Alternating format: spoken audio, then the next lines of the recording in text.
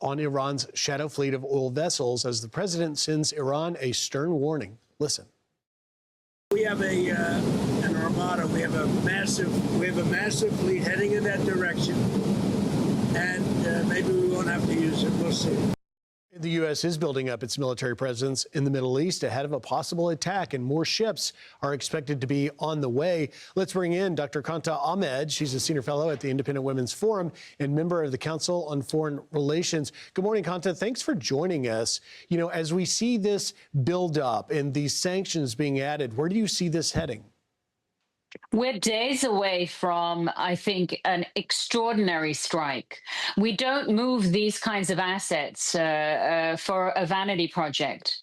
We have now two nuclear-grade Nimitz-class carriers, one in the Gulf of Oman, one heading across the Atlantic, probably heading for the Mediterranean and the Suez. We also have tremendous presence in the region, as you know, and the Iranian regime is going to be struck. I think there are many targets that we could go after, but most likely the United States will target the repressive Iranian Revolutionary Guard Corps that is responsible for murdering tens of thousands of people, even now, wounding, some say 330,000 people, removing their eyes, horrendous brutality. And this is going to be, they're going to have an answer for that imminently.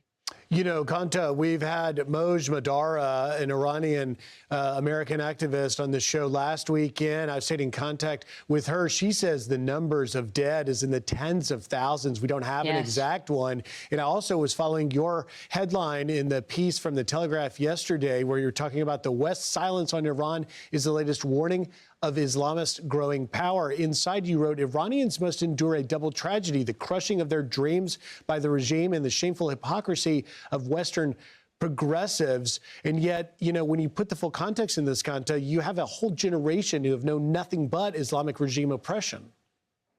Exactly. I was a small child in Iran right before the revolution.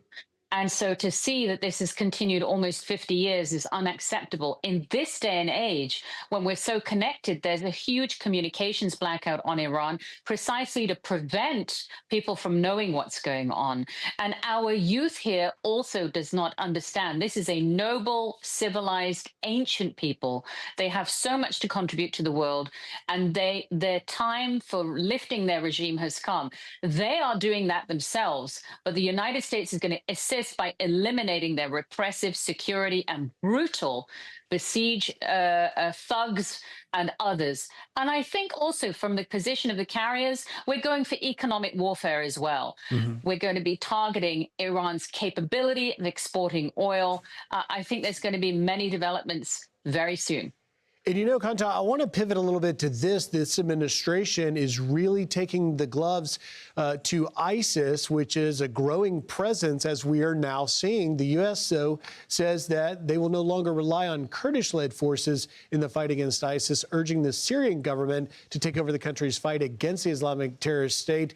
You know, what do you make of that? Griff, this has been an absolute betrayal of the United States' most devoted allies, the Syrian Democratic Forces, the Kurdish forces. They gave 11,000 lives in the fight against ISIS so that Europe and the United States was not besieged by ISIS. And we've abandoned them. This has to be called upon with Senate hearings. We're now seeing the city of Kobani, which is on the border of Turkey, besieged. Children died last night. No electricity, no power. They're surrounded by al-Shara's Islamist jihadist forces. There's been a massacre, genocide on Yazidis, the people that were nearly erased by ISIS, all apparently okayed by Tom Barak, the U.S. Special Envoy.